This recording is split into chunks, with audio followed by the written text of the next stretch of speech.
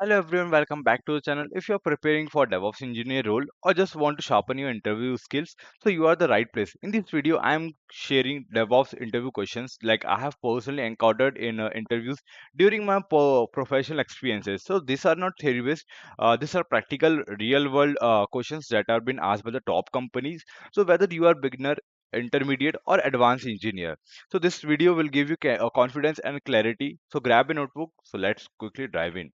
So, first of all, we have question about introduce yourself. So it's general. The interviewer asks about tell me about yourself experience. So you have to just talk about 2 minutes. You have to give your you have to say something like sure I have X years of experience as a DevOps engineer, where I have worked about cloud platforms like AWS. You just need to provide employees your real-time exposure like technologies you worked with and the impact you created like you have if you have created. I've been a part of automations, monitoring, deployments, and productions across different stages of the SDLC's lifecycle. So all these things you have to just speak about yourself for the continuous 2 minutes and to even if you have done any certification, so you have to tell him like you has done all this kind of certifications too. So it's a better like it will give him an overview of what he has done into your DevOps journey.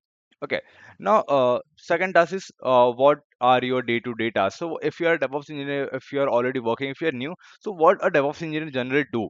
So like you have to just say like this: my daily tasks involve managing infrastructures on AWS, writing and maintaining CI/CD pipeline, using Jenkins, GitHub Actions, or you can say maintaining Terraform code bases, like reviewing code post, like then if you're using Kubernetes, so you have to say troubleshooting deployment issues, monitoring systems using tools like Prometheus and the Grafana's part. So highlight if I talk about, you have to just mentions like tools, collaborations with the teams, automations, and your role into the support.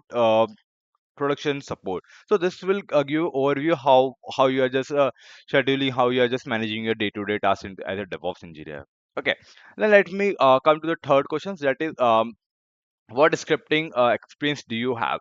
So if you have to just answer like that, I regularly write bash script for the automations and system level tasks. Okay, so Python for the infrastructures, automations, and the monitoring scripts. Like we generally have a Python. If you can write the bash script, you have to tell those particular scripts. So like you have to just like say Python for the infrastructure automations and monitoring script, and sometimes uses PowerShell into the Windows environment.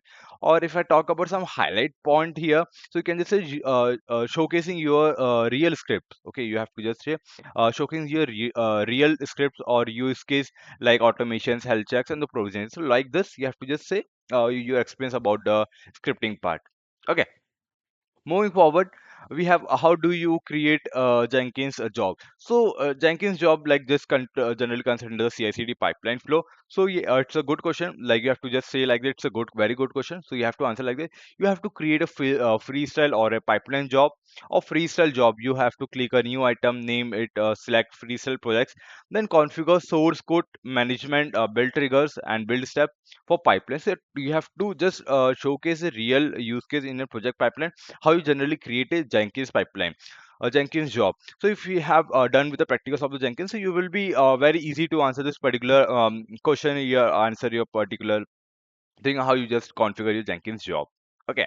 Moving to the next question, like they are just asking about explain about pipeline as a code. A pipeline as a code, nothing means like pipeline is generally defined as a CI/CD flow works. Okay, workflows.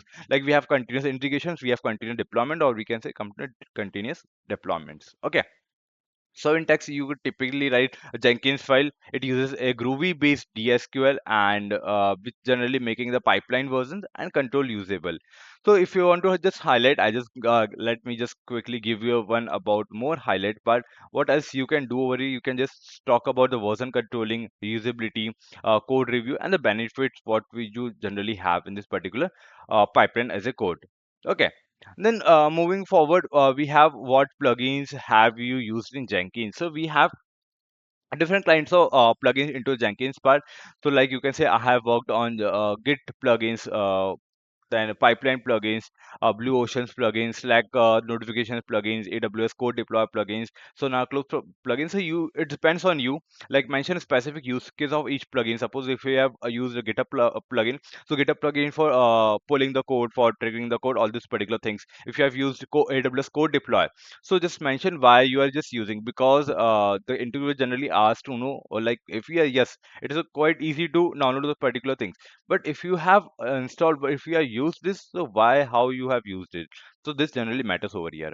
Okay, then moving to next question. How do you deploy a WAR file into a EC2 instances? Okay, so in a Jenkins, we generally have a pipeline with SSH, or we have SCPs to transfer the WAR file to the EC2 instances. Then we have to restart the Tomcat using systemctl part. Then I also ensures to correct permissions and the ports are been generally set over here. So you have to just talk about real automations with the Jenkins and the SSH usage. So let me just quickly repeat the question, answers of what exactly we are going to do, what we generally do over here. So I have used Jenkins pipeline with the SSH, or you have to just talk about the SSH and the SCP. We generally transfer to the EC2 instances. Okay. Then moving to next question. How do you manage Kubernetes? How do you structure Terraform code for best practices?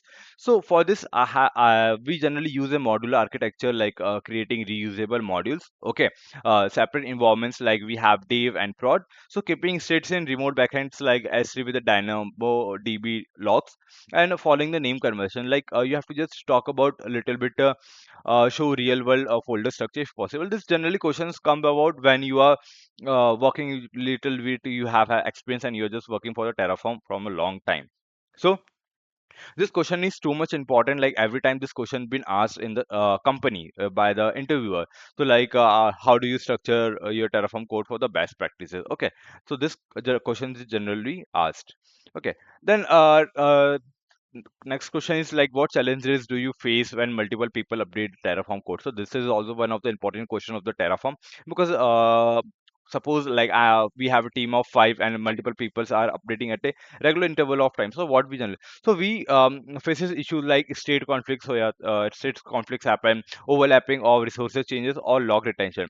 So if you want to solve this, we use remote state backend with locking, like pull request based change and code review policies. We generally use this particular things.